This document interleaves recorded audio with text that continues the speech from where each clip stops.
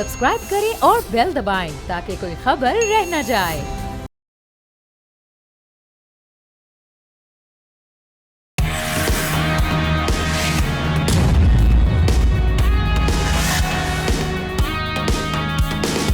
अस्सलामुअलैकुम, आप देख रहे हैं न्यूज़ पंच। मैं हूं आमना खटाना। आगाज़ में बात करेंगे एमक्यूएम पाकिस्तान के जो इस वक्त सिंध हुकूमत के साथ सिचुएशन चल रही है, सिक्योरिटी के मामलात पर हुकूमती इत्तेहादी आमने सामने आए हैं। एमक्यूएम और पीपल्स पार्टी के साथ जो इस वक्त बयानात सामने आ रहे हैं, वो ये कहा जा रहा है कि सानिहा गुल प्लाजा के बाद सिंध हुकूमत पर तनकीद और कराची को विफाक के कंट्रोल में देने के एमक्यूएम के बयान पर पीपल्स पार्टी ने रद्द-ए-अमल दिया है। अब एमक्यूएम रहनुमाओं से सिक्योरिटी की वापसी ने कशीदगी बढ़ा दी है और खालिद मकबूल सिद्दीकी साहब, फारूक सत्तार साहब, मुस्तफ़ा कमाल साहब, आज उन्होंने प्रेस कॉन्फ्रेंस में भी अपने यही कंसर्न्स रेज़ किए। लेकिन एमक्यूएम का मौक़िफ़ भी यही है कि वफाकी वज़रा को विफाक सिक्योरिटी दे रहा है, बाकी सिक्योरिटी कभी मिलती है कभी नहीं मिलती। लेकिन हम ये भी देख रहे हैं कि शर्जील इनाम मेमन साहब ने भी आज न्यूज़ कॉन्फ्रेंस की इससे पहले, और उन्होंने यही कहा कि कोई किसी किस्म की जो सिक्योरिटी की ख़बरें हैं इसमें सदाकत नहीं है, इनको सिक्योरिटी दी जा रही है। सो ये मामला है बेसिकली है क्या? एक जानिब ये स्टेटमेंट आना कि सिक्योरिटी नहीं मिल रही, दूसरी जानिब सिंध हुकूमत का इस हवाले से डिनाइल में जाना। इतनी कॉन्ट्राडिक्टरी स्टेटमेंट्स, इस पे क्लैरिटी के लिए आज हमने दावत दी है तशामुल हक साहब, उनके साथ साथ ताहा अहमद खान साहब, एमक्यूएम पाकिस्तान के सीनियर रहनुमा, उनको वेलकम करते हैं। ताहा साहब, ये आज शर्जील साहब ने भी प्रेस कॉन्फ्रेंस में कह दिया कि सिक्योरिटी तो मिल रही है, आप लोग कह रहे हैं कि सिक्योरिटी नहीं दी जा रही। सो पहले तो इस पर क्लैरिटी दे दें कि क्या मामला है बेसिकली। ये तो कोई ऐसी बात नहीं है कि जिसको छुपाया जाए या जिस पर कोई बात की जाए। ये तो आपके जो टीवी चैनल्स हैं, कैमरे की आंख है, वो जाके देख ले, हमारे रहनुमाओं के घरों पे, हमारे ऑफिस पे हम लोगों के साथ आके देख ले कितनी सिक्योरिटी है। अच्छा, इसकी कोई इतनी अहमियत भी नहीं है, क्योंकि अगर कराची पे और गुल प्लाजा पे बात करने पे हमसे कोई सिक्योरिटी लेके ये समझ रहा है कि हम अपने मौक़िफ़ से पीछे हट जाएंगे, तो शायद सिंध हुकूमत ख्वाब गफलत में है। हम तो जुडिशल कमीशन जब तक नहीं बनेगा, जब तक फेयर इन्वेस्टिगेशन नहीं होगी, उस वक्त तक हम अपने स्थान से पीछे नहीं हटेंगे। ये लोगों की जानों का मसला है, ये इंसानियत का मसला है। ये एमक्यूएम, पीपल्स पार्टी, पीटीआई इससे बहुत ऊपर की चीज है। यहाँ जिंदा लोग जल गए हैं, उनके वर्षा, उनके जिस्म के टुकड़े ढूंढ रहे हैं उस मलबे में, और मतलब हुकूमत से कह रहे हैं हम कि जुडिशल कमीशन बना दो। हम तो किसी को मुरीद इल्जाम नहीं ठहरा रहे। वो कहते हैं जी फारूक सत्तार ने ये किया, नेमतुल्लाह ने ये किया, अफगानी साहब ने ये किया। भाई उनके भी नाम डाल दें जुडिशल कमीशन में, जो जुडिशल कमीशन की रिपोर्ट आएगी वो हमें कबूल है। लेकिन ये नहीं हो सकता कि एक कमिश्नर कराची, जो कि खुद जिसकी गफलत हम समझते हैं, जिसकी वजह से पूरा वाकया सानहे में तब्दील हुआ, उसकी रिपोर्ट के ऊपर आप इतने बड़े सानहे को छोड़ सकते हैं? और ये विफाक की जानिब से सिक्योरिटी दी गई थी, तो फिर वापस सिंध हुकूमत ने किस तरह से दी? सिंध पुलिस की जो स्पॉट होता है वो सिंध पुलिस बुलवा सकती है, क्योंकि होम मिनिस्टर इनके पास है। कौन से कानून और आइन को ये लोग मानते हैं? गैर कानूनी, गैर आइनी तरीके से अगर किसी का एंटाइटलमेंट है, उससे पुलिस सिक्योरिटी लेना इज नॉट राइट। लेकिन को मैं बता रहा हूँ ना, ये हमारे लिए मैटर ही नहीं है। हमारे लिए तो मैटर इस वक्त ये है कि आप कुछ भी करें, कैसे भी हथकंडे आजमा लें, लेकिन हम अपने मुतालबे से पीछे नहीं हटेंगे। जुडिशल कमीशन जब तक नहीं बनेगा, हम अपना एहतजाज, अपनी आवाज इसी तरह जारी रखेंगे। और वफाकी कंट्रोल के हवाले से जो आप लोगों का बयान था, अच्छा, वो जो वफाकी कंट्रोल के हवाले से हमारा बयान है, वो तो भुट्टो साहब के बनाए हुए आइन में 2 आर्टिकल हैं, 148 और 149। ये आइन ना कायदे आजम ने बनाया था, ना एमपीएम ने बनाया था, ना किसी और ने बनाया था। ये जुल्फिकार अली भुट्टो, जो पाकिस्तान पीपल्स पार्टी के शहीद कायद हैं, उन्होंने बनाया था। तो वो पढ़ लें, और उसमें हमारा मुतालबा जो है वो आईनी मुतालबा है। अगर हम सूबे का मुतालबा करते हैं तो वो भी आईनी मुतालबा है। 148 का मुतालबा करते हैं तो वो भी आर्टिकल 148 का मुतालबा है, जो आइन जुल्फिकार अली भुट्टो ने बनाया था। तो इनको चाहिए कि पढ़ें और बताएं कि हमारा कौन सा मुतालबा जो है वो गैर आईनी है। आइन में रहते हुए हमारा हक है, हम जो चाहे मुतालबा करें। ठीक है। और सिंध हुकूमत की जानिब से कोई राब्ता हुआ है इस सिलसिले में? और कोई नहीं, मुझसे तो नहीं हुआ, हो सकता है किसी और से हुआ हो, लेकिन ये कि हमारे तरफ से तो 1 पॉइंट एजेंडा है। जब तक जुडिशल कमीशन नहीं बनेगा, हम किसी किस्म का ना राब्ता करेंगे, ना किसी किस्म की बात करेंगे। जी, तो ये इख्तलाफात सिर्फ ये आप समझते हैं गुल प्लाजा वाले मामले पे ही शुरू हुए, उसके बाद जो स्टेटमेंट्स आई, या उससे पहले भी कुछ नहीं, क्लैश मामला था? तो चल रहे थे ना। देखें, कुत्ते के काटने की वैक्सीन नहीं है, गटर में गिरने से बच्चे मर रहे हैं, डंपर के आगे आके लोग मर रहे हैं, स्ट्रीट क्राइम में लोग मर रहे हैं, तालीम का निजाम आपके सामने है, सेहत का निजाम आपके सामने है। लेकिन तो आप कोलिशन पार्टनर हैं, जिस वक्त मीटिंग्स हो रही होती हैं उस वक्त क्या रेज नहीं किए जाते मामला? नहीं जी, हम पीपल्स पार्टी के कोलिशन पार्टनर कहीं भी नहीं है। गवर्नमेंट में तो आपके वजीर बैठ रहे हैं ना इस वक्त, पीएमएलएन के साथ भी हैं हम, पीएमएलएन के साथ हैं हुकूमत में, और के साथ कहीं भी नहीं है हुकूमत में। और पीपल्स पार्टी जो है वो वफाक में उनकी बहुत भारी नुमाइंदगी है, लेकिन सदर पाकिस्तान चेयरमैन सेनेट उनके हैं, कुछ में गलत उनके हैं, तो वो बरीउस जिम्मा नहीं हो सकते इस पूरी चीज से। अच्छा, ये विफाकी कंट्रोल वाली स्टेटमेंट क्या मुस्लिम लीग नून के साथ इस हवाले से बातचीत के बाद, उनकी कंसेंट के बाद ये स्टेटमेंट आई थी, या ये आप लोगों की अपनी जाती ख्वाहिश है? देखिए, आइन में लिखी चीज है, और हम एक इंडिविजुअल पॉलिटिकल पार्टी हैं, हम समझते हैं कि हम तो रखने के लिए किसी से कंसेंट करने की जरूरत नहीं है। हम तो इनके आर्टिकल पे बात कर रहे हैं, 148 और 149 कराची को वफाक के हवाले करें।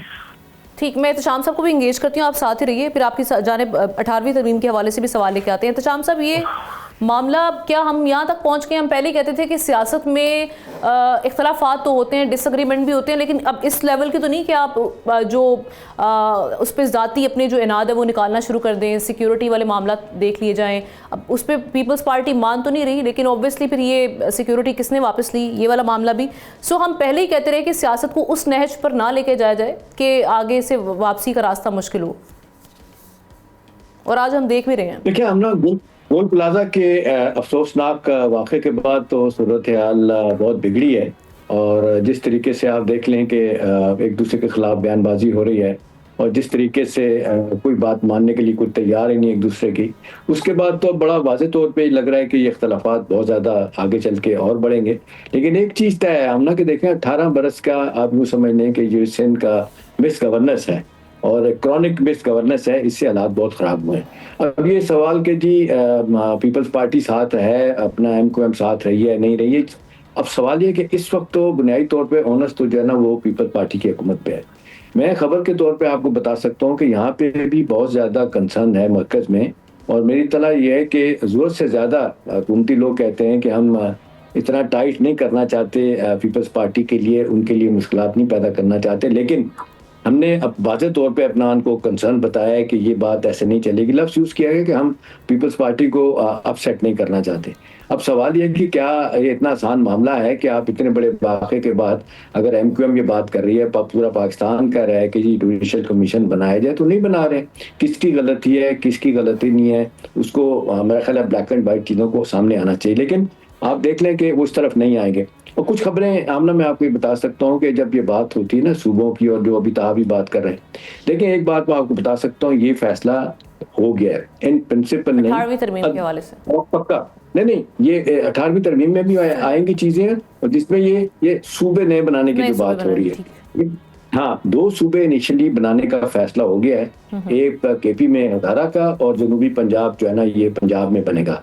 इसके बाद जो है ना वो एक एस्टैब्लिशमेंट के हैं, हुकूमत के हैं, ये कहा जा रहा है कि जी इंतज़ामी तौर पे पाकिस्तान को चलाना बड़ा मुश्किल हो गया, तो नतीजतन ये सब कुछ करना पड़ेगा कि जी आप किसी तरीके से मामला को चलाएं।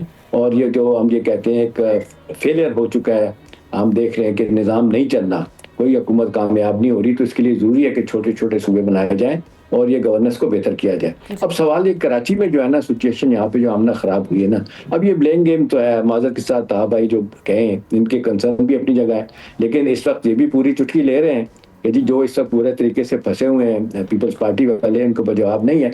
अब ये पीपल्स पार्टी अनद हो के छोटी छोटी बातें, सिक्योरिटी वापस ले लेना और फिर इनकार कर देना कि जी नहीं हम नहीं ले रहे, दूसरी तरफ से मुसलसल MQM वाले कह रहे हैं कि सिक्योरिटी वापस ली गई, तो इसका मतलब क्या है कि जी आप खामोश हो जाएं, आप तनकीद ना करें।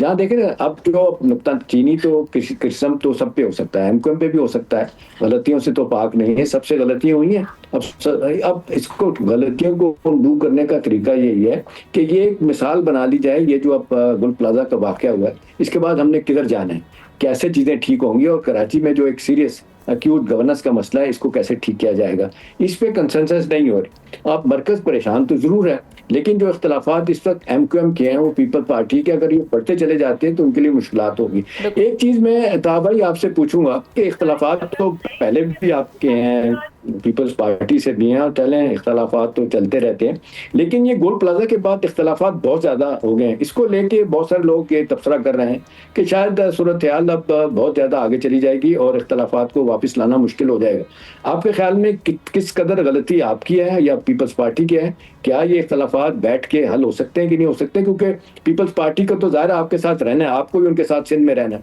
तो नतीजतन ये जो मिस गवर्नेंस है ये तो खत्म नहीं होगी, इख्तलाफात खत्म नहीं होंगे, तो लोग तो कराची के सफर करेंगे। हमारी लड़ाई पीपल्स पार्टी से किसी जाती नौयत की नहीं है। हमारा मौक़िफ़ तो बड़ा सादा सा है कि जो वाक़या सानहे में तब्दील हुआ है, हम नहीं कहते कि ये पीपल्स पार्टी ने इंटेंशनली किया है या किसी वज़ीर ने या वज़ीर आला ने या मेयर ने इंटेंशनली किया है, लेकिन इसमें नेग्लिजेंस है, अनप्रिपेयर्डनेस है, क्रिमिनल नेग्लिजेंस है। इसको हम कैसे छोड़ सकते हैं? जहाँ तक रही बात इस सूबे की, तो आप देखें कि 17 साल से पीपल्स पार्टी इस सूबे पे काबिज़ है। पाकिस्तान की तारीख़ में कभी किसी को इतना मौका नहीं मिला और उसके बावजूद इस सूबे के मसाइल अगर हम देखें तो कुत्ते के काटने की वैक्सीन नहीं है। इस सूबे में गटर में गिर के लोग मर रहे हैं, डंपर के आगे आके लोग मर रहे हैं, दुनिया चांद पे जा रही है, AI की बातें कर रहे हैं और हमारे मसाइल जो हैं वो गटर के ढकने पे हैं, डंपर के आगे आके लोग मर रहे हैं। हमारे पास जो है वो कुत्ते के काटने की वैक्सीन नहीं है, हमारे पास स्ट्रीट क्राइम में लोग मर रहे हैं। सेहत का निज़ाम आपके सामने है, एजुकेशन का निज़ाम आपके सामने है। तो हमारा वोटर तो 40 साल से हम पे एतमाद करके वोट दे के हमें ऐवानों में भेज रहा है। हम अपने वोटर की नुमाइंदगी करें, शहर की नुमाइंदगी करें, अपने लोगों की नुमाइंदगी करें, तो वो लड़ाई झगड़ा तो कोई भी नहीं है। हमारा मुतालबा तो बड़ा सिंपल है कि जुडिशल कमीशन बना दें और let the judicial commission decide. Judicial commission बनाने को अवॉइड करने का मतलब ये है कि वाकई चोर की दाढ़ी में कोई तिनका है, और जुडिशल कमीशन ना बनाने का मकसद ये है बड़ा सादा सा कि गफलत है तो वो नहीं चाहते कि वो आइडेंटिफाई हो। अच्छा, वो इल्ज़ाम लगाते हैं पलट के कि जी इसने लीज़ किया, इसने ये किया, उसने वो किया, तो उन सबके नाम भी डाल दें। अगर हमारा कोई आदमी है तो उसका नाम भी डाल दें और फिर let the judicial commission decide. चलें, ताहा साहब की लाइन ड्रॉप हो गई है, उनका शुक्रिया अदा करते हैं। एहतशाम साहब, एक तो ये एक ही बड़ा फेयर सा डिमांड है और वो ये जुडिशल कमीशन का।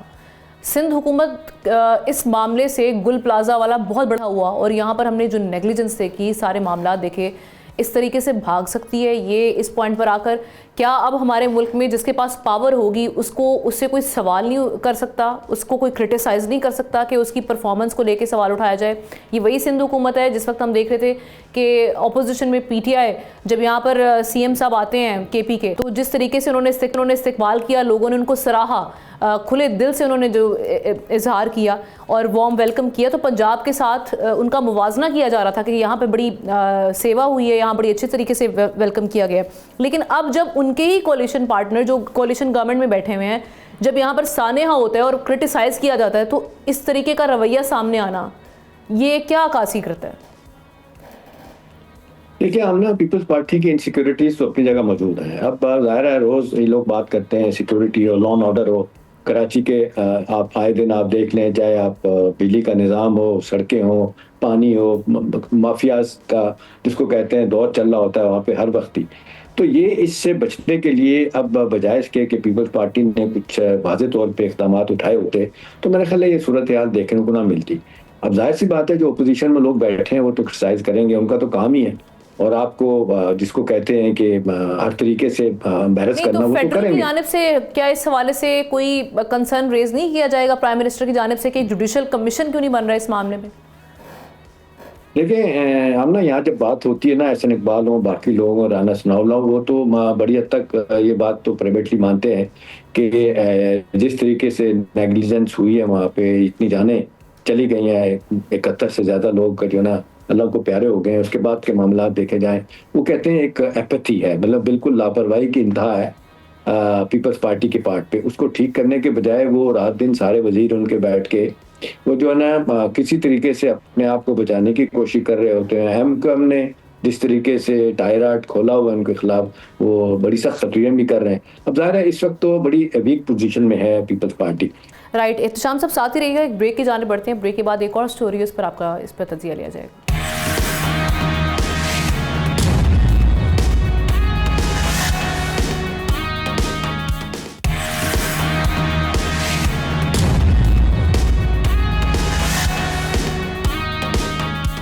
वेलकम बैक नाजरीन। कुछ बात करेंगे तीरा ऑपरेशन के हवाले से। इख्तलाफात ने खैबर पख्तूनख्वा की सियासत में नई कशीदगी पैदा कर दी है। गवर्नर KP फैसल करीम कुंडी का कहना है कि 2013 में एक पुरअमन सूबा दिया गया था जो आज दोबारा दहशतगर्दी की लपेट में है। इसकी जिम्मेदारी सूबाई क़यादत पर आयद होती है। दूसरी जानिब वज़ीर आला सुहेल आफरीदी ने कहा है कि दहशतगर्दी जैसे संगीन मसले पर वफाक, इदारों और तमाम सियासी क़ुव्वतों को मिल बैठ कर पॉलिसी बनाना होगी। उन्होंने कहा कि तीरा ऑपरेशन का फैसला 24 रुकनी कमेटी ने किया। उन्होंने IDPs की मद में वफाक के ज़िम्मे 52 अरब रुपए के बकायाजात ना मिलने का शिकवा भी कर दिया। दूसरी तरफ तहरीक तहफ़्फ़ुज़ आईन पाकिस्तान वो 8 फरवरी को यौम सियाह मनाने और मुल्क गिर हड़ताल पर मुशावरत मुकम्मल कर चुकी है। ये कहा जा रहा है कि ये जो प्रोटेस्ट होगा रिकॉर्ड करवाया जाएगा, पीसफुल होगा। लेकिन ये जो सारे मामलात हमारे सामने मौजूद हैं, एक तो जो KP में इस वक्त तीरा ऑपरेशन को लेकर, इस पर अब आगे क्या वफाक और सूबा बैठ के सोचेगा एक ऐसी स्ट्रेटजी जिसके हवाले से हम देख रहे हैं कि सुहेल आफरीदी ने भी कहा है। क्या वफाक इस ऑफ़र पर कान धरेगा? और दूसरी जानिब जो 8 फरवरी की स्ट्राइक की कॉल है वो किस हद तक हम देखें कामयाब होगी, उसे अचीव क्या किया जाएगा? एहतशाम साहब की खबर और तज्जिया दोनों लेते हैं। एहतशाम साहब, ये सबसे पहले तो तीरा ऑपरेशन के हवाले से तो वो कह रहे हैं कि 24 रुकनी कमेटी की जानिब से किया गया था और वो यूनिफाइड इस पे चाह रहे हैं कि एक स्ट्रेटजी बनाई जाए। सो इस पर आप क्या समझते हैं कि अब वफाक को बैठना चाहिए? जब सुहेल आफरीदी भी कह रहे हैं, वो सूबे के जो रिप्रेजेंटेटिव हैं वो ये कह रहे हैं। दूसरी जानिब फैसल करीम कुंडी साहब, आप समझते हैं कि वो इस वक्त माहौल में हम देख रहे हैं मज़ीद गर्मी पैदा होगी इस तरह के बयानात आने से, इख्तलाफात मज़ीद बढ़ेंगे? इस वक्त तो एक बैठने का वक्त है और साथ ही साथ ये जो अभी 8 फरवरी की स्ट्राइक है वो इस मामले में किस हद तक असरअंदाज हो सकती है? देखिए, अमला तीरा वैली में जो ऑपरेशन हो रहा है, ये अनअनाउंस हो रहा है या काइनेटिक ऑपरेशन हो रहा है या जिसको कहना चाहिए कि इंटेलिजेंस बेस्ड ऑपरेशन हो रहे हैं, ये तो हो रहे हैं। बाजोड़ में हुआ था, आपने देखा, उस पर कंसेंसस हुआ था। KP गवर्नमेंट और एस्टैब्लिशमेंट, फेडरल गवर्नमेंट मौजूद थे, बड़ा सक्सेसफुली हुआ। वहाँ से लोग भागे गए, निकाले गए, जो लोग इवैक्यूएट हुए तो वापस चले गए। अब यहाँ पे बड़ी एक जिसको कहते हैं अजीबोगरीब सूरत हाल बनी है। मुझे अच्छी तरह याद है 26 दिसंबर को बाकायदा एक नोटिफिकेशन जारी किया जाता है जिसके तहत ये तय होता है, KP हुकूमत और फेडरल गवर्नमेंट के दरमियान तय होता है कि जी किस तरीके से हमने वहाँ पे ऑपरेशन करना है और इवैक्यूएशन कैसे होगा। उस दिसंबर के जो नोटिफिकेशन के जरिए ये कहा गया था कि 4 अरब रुपया दिया जाएगा और उसके बाद 25 जनवरी को ये कहा जा रहा था कि जी ये इवैक्यूएशन मुकम्मल हो जाएगी और अप्रैल के ख़त्म होने से पहले जो है ना, जो लोग IDPs होंगे जो चले जाएंगे वापस आ जाएंगे। अब सवाल है कि व्हाट वेंट रॉन्ग? जब आपका सब कुछ मायदा हो गया और वो 25 रुकनी कबायली माहिदीन भी साथ आ गए थे और ये तय हो गया था और टाइम लाइन दे दी गई थी दहशतगर्दों को कि जी आपने 3 महीने के अंदर अंदर यहाँ से चले जाना है, अगर नहीं जाएंगे तो ये ऑपरेशन होगा, हम भी सारे कबायली मिलके आपके साथ लड़ेंगे और निकालेंगे आपको। आगे फिर क्या हुआ देखें, जब ये 3 महीने का टाइम दिया गया तो इस दौरान इत्तलात ये है कि जितनी तेजी के साथ दहशतगर्द आप वहाँ पे आए, ISIS खुरासान वाले आ गए, जुमेदल वाले वहाँ पे आ गए, इस तरह से और दहशतगर्द तंजीमें जो है ना वहाँ पे उनके लोग आके बैठ गए। अब एक तरफ तो मुश्किलात लोगों की अपनी है कि सर्दी है, निकालना बड़ा मुश्किल है। आमतौर पे हम ना सर्दियों में तीरा वैली से लोग चले जाते हैं 60% 65%, फिर वापस भी आ जाते हैं। लेकिन अब जाहिर सी बात है, ये लग रहा था कि ये ऑपरेशन होना है, जितनी तेजी के साथ वहाँ पे लोग आके बैठ गए थे दहशतगर्द, तो हुकूमत के लिए पॉसिबल नहीं था कि हम इसको रोक दें। अब मसला खराबी पैदा कैसे? वो DC का नोटिफिकेशन जारी करना और उसको वापस लेना। अब लोग सवाल जो KP गवर्नमेंट से कर रहे हैं कि ये DC का नोटिफिकेशन आपने वापस क्यों लिया? ये तय हो गई थी कि जो पैसा है हुकूमत जो है ना वो खर्च करेगी 4 बिलियन रुपया, और जो लोग जाएंगे उनको वापस भी आबाद किया जाएगा और इन द मीन टाइम जो दहशतगर्द है उनके खिलाफ ऑपरेशन होगा, जिसके लिए एक बाकायदा तौर पे KP की हुकूमत ने कॉन्सेंट भी दिया था और ये बैठ के बातें भी हुई थी। अब मसला खराबी कहाँ पैदा हुई? खराबी इसलिए पैदा होगी कि अब इनको लग रहा है क्योंकि इख्तलाफात इतने ज्यादा हो गए हैं और बार बार आपने देखें तारड़ साहब इंफॉर्मेशन मिनिस्टर कह रहे हैं कोई पहले से प्लान किया हुआ नहीं कुछ हो रहा, और जो आप कह रहे हैं कि जो बाकायदा एक बड़ा ऑपरेशन होना था वो नहीं कर रहे, वही एक लफ्ज यूज कर रहे हैं, इंटेलिजेंस बेस्ड ऑपरेशन हम कर रहे हैं और 150 से ज्यादा पूरे मुल्क में हो रहे हैं, कराची में अपना KP में ज्यादा हो रहे हैं। लेकिन अब यहाँ पे जो अनब हुई है एस्टैब्लिशमेंट या हुकूमत के बेताशा लोग दहशतगर्द यहाँ से बाजोड़ में मार पिटने के बाद यहाँ पे लोग आ गए। अब हुकूमत उनके खिलाफ एस्टैब्लिशमेंट बड़ा भरपूर एक्शन लेना चाहती है, लेकिन दरमियान में यहाँ पे खड़ी हो गई है केपी की हुकूमत। उनका एक स्टैंड है, अपनी जगह पे स्टांस है कि नहीं जी बातचीत करनी चाहिए। अब बातचीत, हुकूमत ने कहा कि जी बातचीत का वक्त चला गया, हम बातचीत नहीं करेंगे। 20 दौर हो चुके हैं, सिविल सोसाइटी गई, उलमा गए, हुकूमत के लोग गए, अपने क्या कहते हैं PTM 1 PTM 2 की गवर्नमेंट में आप देखते हैं 2-3 दफा तो ये कह रहे हैं कि ये संगीन मसला, इस पर विफाक इदारे और तमाम सियासी जो स्टेक होल्डर्स हैं वो सब बैठते हैं और फिर पॉलिसी बनाते हैं। ये कहीं ना कहीं तो ये डिमांड नहीं है। और दूसरा, उनकी अपने इख्तलाफात में भी जो अभी वो IDP की ग्रांट के हवाले से बात कर रहे हैं, जो ड्यू है 52 बिलियन रुपीज़ की। सो आपने समझते कि ये चीज़ें जो हैं ये गैप्स क्रिएट कर रही हैं मजीद? देखिए, मेरा ख्याल है फेडरल गवर्नमेंट को ये केपी की हुकूमत का ब्लफ कॉल कर देना चाहिए by inviting all the stakeholders, और बैठ जाएं और बातचीत करने के बाद कोई ऑपरेशन करें, ताकि फिर ये बैकफुट पे चली जाएगी। केपी की हुकूमत ये नहीं कहेगी कि जी हमें आपने साथ मिला के ऑपरेशन नहीं किया। अब जाहिर है उन्होंने एक अपना एक डिफरेंट स्टैंड ले लिया है, इसके खिलाफ के ऑपरेशन नहीं चाहते। और बार बार बानी PTI भी कहते रहे, जिस तरह लोगों को बसाया गया, निकाला गया, वो पुरानी कहानी उनको छोड़ देते हैं। लेकिन सीधी बात है आमना कि इस वक्त हुकूमत और इस्टेब्लिशमेंट बहुत परेशान है कि ये जो इन्फ्लक्स दोबारा से दहशतगर्दों का हुआ है, और फिर देखें सीरिया से भी लोग आ गए यहाँ पे, क्यों आके बैठ गए? कहीं ना कहीं तो कोई सपोर्ट उनको किसी से मिली है ना। अब जो लोग बैठे हुए थे कमाइली उमायदीन, वो तो एक इकट्ठे हो गए एन ब्लॉक, इन्होंने कहा कि जी हुकूमत के साथ हम खड़े हैं। आपने देखा इसी वजह से उनके 3-4 बड़े लीडरों को कत्ल कर दिया गया पिछले दिनों, जो बड़े एक्टिव थे इनको निकालने के लिए तीरा वैली से दहशतगर्दों को। तो ये एक प्रैक्टिकल मसला आ गया, हुकूमत इससे जान छुड़ाना हुकूमत जो है ना वो बड़ा मुश्किल लग रहा है जब तक कि केपी की गवर्नमेंट नहीं आई।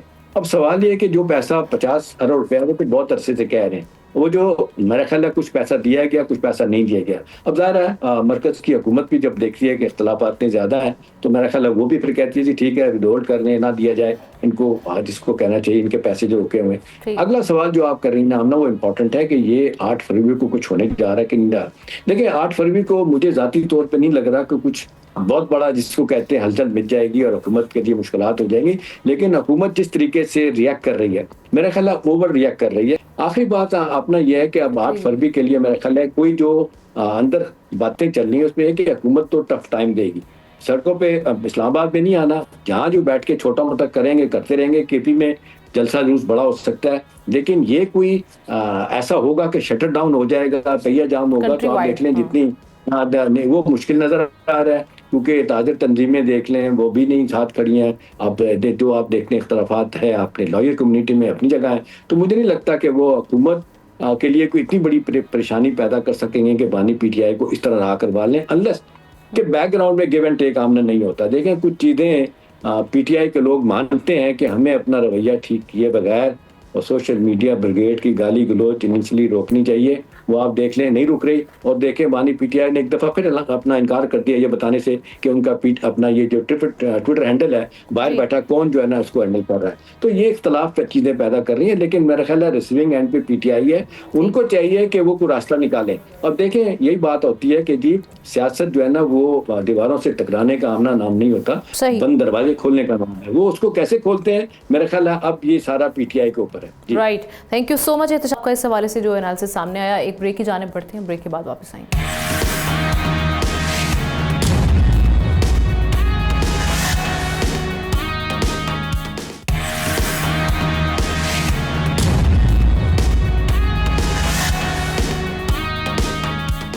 आगे बढ़ते हैं, सर्कुलर डेट के हवाले से बात करेंगे। पावर सेक्टर का सबसे बड़ा मसला जो इस वक्त बना हुआ है, लेकिन इस बार सर्कुलर डेट के दबाव में मामूली सी कमी देखने में आई है।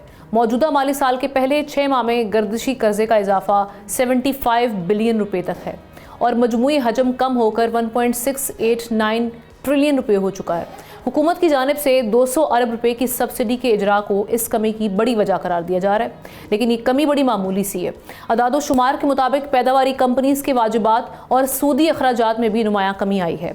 लेकिन ये जो सर्कुलर डेट है, जब ये गवर्नमेंट की जानिब से मुख्तलिफ किस्म के इकदाम लिए गए ये फिर भी बढ़ क्यों रहा है? इसकी वजह क्या है? ऐसे कौन से हमारे स्ट्रक्चरल प्रॉब्लम्स हैं जिनकी वजह से ये जो पॉलिसीज़ हैं ये कारगर साबित नहीं हुई? और सर्कुलर डेट को लेकर बाकी मामला के लिए डॉक्टर खालिद बिन वलीद साहब, एनर्जी एक्सपर्ट, हमें ज्वाइन कर चुके हैं। Thank you so much for your time doctor साहब। सबसे पहले तो यही मेरा सवाल कि हम देख रहे हैं गुज़श्ता माली साल की अगर हम बात करें, इसी मुद्दत में सर्कुलर डेट का जो हजम था वो 2.384 ट्रिलियन रुपये था। सिर्फ हम देखते हैं 9 अरब रुपए की मामूली कमी है।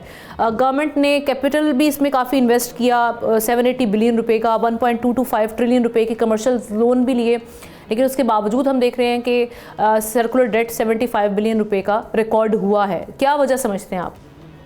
जी बहुत शुक्रिया, आप बिल्कुल ठीक कह रही हैं। सर्कुलर डेट की 2 डायमेंशन है, एक को आप स्टॉक कह सकते हैं, दूसरे को आप फ्लो कह सकते हैं। स्टॉक का मतलब है कि जो आपके पास पाइल अप हुआ हुआ है पिछले कई सालों से, वो ट्रिलियन, उसको तो हुकूमत ने ठीक किया है डेट फाइलिंग के थ्रू, आसान इंटरेस्ट रेट पे कर्जा लेके लॉन्ग टर्म मैनेजमेंट के लिए। लेकिन जो उसका फ्लो है जो इनएफिशिएंसीज की वजह से आता है वो अभी तक कायम है। उसके लिए कोई स्ट्रक्चरल काम नहीं किए गए, जिसमें सबसे बड़ा काम था डिस्ट्रीब्यूशन कंपनीज की, खासतौर पे वो डिस्ट्रीब्यूशन कंपनी जो लॉस मेकिंग डिस्ट्रीब्यूशन कंपनीज हैं, उनकी प्राइवेटाइजेशन करना, वो नहीं किया गया। तो जब तक वो नहीं किया जाता, फ्लो को कंट्रोल नहीं किया जाता, तब तक आप वो इसी तरह से सर्कुलर डेट के प्रॉब्लम में रहेंगे। और आपको उसके लिए सिर्फ और सिर्फ स्टॉक मैनेजमेंट की जरूरत नहीं है, बल्कि आपको फ्लो कंट्रोल करना है ताकि लॉन्ग टर्म में आप इसको ठीक कर सकें। राइट अच्छा, एक और चीज़ है, हम जी ये जो एक्सपेंसिव PHPL यानी power holding private limited debt हैं, इनको चीपर कमर्शियल लोन से रिप्लेस करने की जो स्ट्रेटजी है, जो 5 या 6 साल में हम देखते हैं कि डेट सर्विसिंग सरचार्ज के ज़रिए अदा की जाएगी, ये कितनी आपको सस्टेनेबल लग रही है स्ट्रेटजी? और इस पर बिजली के जो निर्ख हैं उन पर क्या असर आएगा इससे? जी बिल्कुल ठीक। देखें, होता ये था कि आपका जो सर्कुलर डेट था उस पर जो आप इंटरेस्ट पे करते थे उसको आप कंज्यूमर से लेते थे PHL की मद में। अब हमने ये किया कि आपने बजाय इसके कि उसका इंटरेस्ट आप पे करते रहें, आपने इसकी जो प्रिंसिपल अमाउंट है वो सस्ते इंटरेस्ट पे, कम इंटरेस्ट पे बैंकों से लोन लेके आपने जो है वो अदा कर दी। लेकिन अब ये होगा कि जो TSS है उसकी मद में आपको कोई 6-7 साल तक कंज्यूमर्स को जो है वो चार्जेस देने होंगे। मींस के अब आप एटलीस्ट स्टॉक को कम करने की बात करें। लेकिन अगेन मेरा पॉइंट वही होगा कि जिस वजह से सर्कुलर डेट है, जो फ्लो है सर्कुलर डेट का, जब तक आप उसको ठीक नहीं करेंगे, उसको पूरा नहीं करेंगे, एफिशिएंसीज पे काम नहीं करेंगे, स्ट्रक्चर जो मामलात हैं से बाद फिर से बढ़ जाएगा और आपको फिर कोई ना कोई फाइनेंशियल इंजीनियरिंग करनी होगी। तो इसके 2 एस्पेक्ट्स हैं, एक फाइनेंशियल इंजीनियरिंग है, वो हो रही है, वो की गई है, वो एक खुशाइन चीज है। लेकिन जो स्ट्रक्चरल इंजीनियरिंग है, जो आपके डिस्ट्रीब्यूशन कंपनीज के मसाइल हैं, उनको अभी तक उस तरह से सॉल्व नहीं किया गया जिस तरह से करना चाहिए।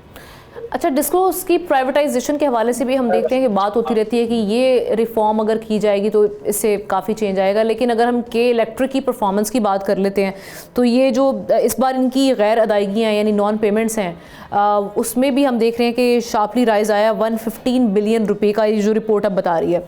तो इन जो एक तो इसकी वजह क्या है और इनकी वसूलियों की रिकवरी के लिए गवर्नमेंट और रेगुलेटर क्या कर सकते हैं इस वक्त? देखिए, आपका जो प्राइवेटाइजेशन का मॉडल है वो अभी भी खराब है। आप सिर्फ प्राइवेटाइजेशन की बात करें, प्राइवेटाइजेशन तब तक कामयाब नहीं हो सकती जब आप कंपैटिटिव मार्केट की तरफ में जाए। के इलेक्ट्रिक को भी आपने प्राइवेटाइज तो किया, लेकिन वो प्राइवेटाइजेशन नहीं थी, वो सिर्फ ट्रांसफॉर्मेशन थी या कन्वर्शन थी from public monopoly to private monopoly. आपने ना तो कोई टैरिफ रिफॉर्म्स किए हैं, आप वही यूनिफॉर्म टैरिफ चार्ज कर रहे हैं पूरे पाकिस्तान के लोगों से। होना तो ये चाहिए कि जिस डिस्ट्रीब्यूशन कंपनीज में रिकवरी लॉसेज जो हैं वो इलेक्ट्रिसिटी लॉसेज ज़्यादा हैं, वहाँ पे टैरिफ भी ज़्यादा हो, और साथ में दूसरी कंपनीज को भी आज़ादी हो कि वो अपना सेटअप लगा सकें ताकि लोग चूज कर सकें। जैसे कि टेलीकॉम सेक्टर में होता है कि अगर आपको सर्विस पसंद है, आपको चार्जेस पसंद मिले, तो आप किसी सर्विस दे सकें। तो जब तक ये कंपैटिटिव रिफॉर्म्स नहीं होंगे, प्राइवेटाइजेशन स्टैंड अलोन चीज जो है वो नुकसान का बाइस बनेगी पाकिस्तान के लिए। तो पाकिस्तान को एक कंपैटिटिव प्राइवेटाइजेशन की तरफ जाना है, ना कि सिर्फ और सिर्फ प्राइवेटाइजेशन। और खास तौर पे वो डिस्ट्रीब्यूशन कंपनीज जो कि लॉस मेकिंग डिस्ट्रीब्यूशन कंपनीज है, उनकी प्राइवेटाइजेशन होनी चाहिए और वहाँ पे कंपटीशन आना चाहिए ताकि क्वालिटी ऑफ सर्विस भी बढ़े, आपकी जो अदायगियों का भुगतान है ये भी कम हो और आपका जो फ्लो ऑफ सर्कुलर डेट है वो भी कम किया जा सके। सही। डॉक्टर साहब, पिछली समर्स हमें याद है गर्मियाँ काफ़ी भारी पड़ी थी, बिल्स की वजह से हम देख रहे थे कि जो बिल आए थे वो काफ़ी भारी भरकम थे। एक आम आदमी को भी कैपेसिटी पेमेंट्स के हवाले से लर्न करना पड़ गया था कि ये एक इस वक्त बला बनी हुई है, क्योंकि गवर्नमेंट बार बार जब भी कोई मसला आता था कैपेसिटी पेमेंट की मद में हम इतने अदा कर रहे हैं जिसकी वजह से ये सारे मामला आ रहे हैं। सो इस सारे पीरियड में आप क्लोजली चूँकि एनालिसिस भी कर रहे होंगे, मॉनिटर भी कर रहे होंगे, आपने क्या लर्न किया है, क्या देखा है कि क्या कैपेसिटी पेमेंट्स के हवाले से जो इन्होंने कहा था कि हमने काफ़ी कॉन्ट्रैक्ट्स जो हैं वो रीनिगोशिएट कर दिए हैं, कुछ के साथ एंड भी कर दिए हैं, उसकी वजह से कुछ बेहतरी इस साल देखने में आएगी और अभी क्या मामला इस हवाले से चल रहे हैं? दूसरा ये कि चाइनीज़ जो हम देख रहे थे जिनके साथ इनके कॉन्ट्रैक्ट हुए थे वो काफ़ी हम देख रहे थे एडमेंट थे कि वो रीनिगोशिएट नहीं करना चाहते थे। सो इस बार जो गर्मियाँ हैं, एक आम जो सारिफ है वो समझना चाहता है उनके लिए कितनी भारी पड़ेंगी या कुछ बेहतरी की जानिब हम जाएंगे? देखिए, आपके मुल्क में एक सोलर रेवोल्यूशन भी आया है। उस रूफटॉप सोलर की वजह से आपकी जो डिमांड है वो नीचे आ गई है। एक साइड पे आपने फिक्स्ड कैपेसिटी चार्जेस के साथ एक और पे की बुनियाद पे एग्रीमेंट्स किए हैं पावर प्लांट्स के साथ। दूसरी साइड पे जब डिमांड नीचे आती है तो पर यूनिट टर्म्स में आपकी इलेक्ट्रिसिटी प्राइस जो है वो महंगी हो जाती है उन लोगों के लिए जो कि ग्रिड पे हैं। अब हुकूमत ने पिछले साल रीनिगोशिएशन की, लेकिन वो बड़े पावर प्लांट्स के साथ इननिगोशिएट उस तरह से नहीं कर पाए, खासतौर पे जैसे आपने बिल्कुल ठीक कहा चाइनीज पावर प्लांट्स के साथ। एक तो ये कि उनसे आप इलेक्ट्रिसिटी जनरेट नहीं करवा रहे क्योंकि आपकी डिमांड कम हो रही है, और दूसरा ये कि आपके स्टेट टू स्टेट स्ट्रेटेजिक ताल्लुकात हैं, आप उस तरह से लॉन्ग टर्म कॉन्ट्रैक्ट्स की वजह से, सॉवरेन गारंटी की वजह से आप जो है वो चीज़ कर भी नहीं सकते। तो इस चीज़ को थोड़ा सा देखना होगा। मेरे ख्याल में हुकूमत को जनरेशन साइड के रिफॉर्म्स में अब रीनिगोशिएशन इस तरह से करनी है कि अर्ली रिटायरमेंट की तरफ जाया जाए, तो ये विन विन सिचुएशन निकाली जाए चाइनीज पावर प्लांट्स के लिए कि उनको वक्त से पहले रिटायर कर दें और उनकी जगह पे कोई बैटरी एनर्जी स्टोरेज सिस्टम के साथ उसको रीपर्पस कर दिया जाए। इससे ये होगा कि आपकी कैपेसिटी चार्जेस भी कम होंगे और जो लोग बिजली बेच रहे हैं नेट मीटरिंग के थ्रू उसको भी आपको करप्ट नहीं करना पड़ेगा, आप सिस्टम में लेके आएंगे और उसको एक एसेट के तौर पे यूज करेंगे। तो अगर इस तरह की कोई एक स्ट्रक्चरल फॉर्मेशन होती है, रिफॉर्म्स होते हैं आपकी पावर सेक्टर में, तब जाके आपके जो बुनियादी टैरिफ है वो नीचे आएगा और लोगों को फायदा हो। और जो हम देखते हैं हमारे बिल में जो मुख्तलिफ किस्म के if I am not wrong 12 किस्म के शायद मुख्तलिफ किस्म के टैक्स लग के आते हैं, उस हवाले से भी आप समझते हैं कि अगर वो भी माइनस कर दिए जाएं तो कुछ किस हद तक रिलीफ मिल सकता है आवाम को? जी बिल्कुल, देखिए टैक्सेस काफी सारे हैं। एक तो ये कि हमारा जो टैरिफ सिस्टम है वो ही गलत बना, उस टाइम पे बनाया गया था जब मुल्क में बिजली की किल्लत थी, शॉर्टेज थी। आप डिसइंसेंटिवाइज करते हो उन लोगों को जो ज्यादा बिजली कंज्यूम करते हैं, यानी कि 300 से ज्यादा अगर आप यूनिट्स कंज्यूम करते हैं तो पावर टैरिफ आपका डबल ट्रिपल हो जाता है। लेकिन अब चूंकि सरप्लस में है, आपके सिस्टम को सूट करता है कि लोग ज्यादा बिजली कंज्यूम करें और आपने नेट मीटरिंग के साथ रूफटॉप सोलर के साथ कंप्लीट करना है, तो अब आपको टैरिफ रिफॉर्म इस तरह से लाने हैं कि बिजली की प्राइस उन लोगों के लिए जो ज्यादा कंज्यूम करना चाहते हैं उसके लिए कम होती जाए, ताकि एक तो लोगों के माइंड से वो 200 यूनिट वाला प्रोटेक्टेड कंज्यूमर वाला कि आप 201 यूनिट पे जाएंगे, बिल आपका डबल ट्रिपल हो जाएगा, उससे आज़ादी लोगों को। और दूसरा ये कि बिजली ज्यादा कंज्यूम करने की वजह से आपका यूटिलाइजेशन रेट बढ़ता है, उससे आपकी capacity charges per unit terms में कम होते हैं। तो इस तरह की अगर पॉलिसी मेकिंग होती है, इंटीग्रेटेड प्लानिंग होती है, तो फिर जाके आप पावर सेक्टर को ठीक कर सकते हैं। वरना आपके जो स्ट्रक्चरल मसाइल हैं, ये सर्कुलर डेट को भी बढ़ाते रहेंगे, पावर टैरिफ को भी बढ़ाते रहेंगे, उसकी वजह से लोग सोलर पे जाएंगे और सोलर की वजह से अगेन आपका जो ग्रिड की बिजली है वो महंगी से महंगी होती। बिल्कुल सही। और इसकी वजह से हम देख रहे हैं इंडस्ट्रियल सेक्टर जो इतना जी इंडस्ट्रियल सेक्टर काफ़ी सफ़र भी कर रहा है और यही कहा जा रहा है कि रीजन में सबसे ज़्यादा हाई प्राइसेस हैं यहाँ पर और एनर्जी की, लेकिन उसके बावजूद जैसे कि डॉक्टर साहब भी फरमा रहे हैं कि सरप्लस में होने के बावजूद हमारी जो डिमांड है वो बढ़नी चाहिए, लेकिन यहाँ पे प्राइसेस की वजह से जो इस वक्त मामला चल रहे हैं तो लोगों की कोशिश ही होती है कि वो सोलर की जानिब जाए। बहुत शुक्रिया डॉक्टर खालिद बिन वलीद साहब इस पर अपना एनालिसिस पेश करने के लिए। प्रोग्राम के आखिर में हम T20 वर्ल्ड कप के हवाले से बात करेंगे, जिसके हवाले से अभी तक बांग्लादेश का तो फैसला हो चुका है और पाकिस्तान का जो फैसला फैसला है वो पीर या कहा जा रहा है कि जुमे के रोज़ हो जाएगा कि पाकिस्तान इस इवेंट का हिस्सा बनेगा या नहीं। ये खबरें तो हम देखते रहे हैं, लेकिन चंद दिन बाकी रह गए इस इवेंट में और खेल के जुनून से पहले खौफ की एक लहर भारत में फैलती दिखाई दे रही है। जी हाँ, T20 वर्ल्ड कप 2026 की तैयारियों के बीच एक ऐसा खतरा सामने आया है जो सिर्फ स्टेडियम नहीं पूरे निज़ाम को हिला सकता है। मगरबी बंगाल में नीपा वायरस के तस्दीक शुदा केसेस ने सेहत के महकमों को हाई अलर्ट पर डाल दिया है। 2 नर्सेज और 1 डॉक्टर समेत मुतासर अफराद की हालत नाजुक बताई जा रही है और ये तादाद 100 से हम देख रहे हैं कि क्रॉस कर चुकी है, जबकि दर्जनों अफराद क्वारंटीन में जा चुकी हैं। ये वो वायरस है नाजरीन जिसकी शरह अमवात कोरोना से कहीं ज़्यादा ख़तरनाक समझी जाती है। हुकाम खुद मान रहे हैं कि वायरस का फैलाव का ज़रिया और तरीका अभी तक वाज़ेह नहीं।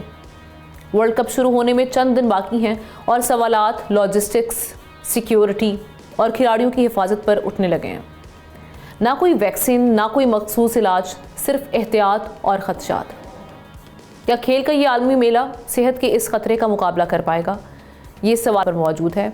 इस खबर के हवाले से कमेंट सेक्शन में जाके आप अपनी राय का इजहार कर सकते हैं। हमें प्रोग्राम से इजाज़त दीजिए। इंशाल्लाह कल मुलाकात होगी। अल्लाह हाफ़िज़।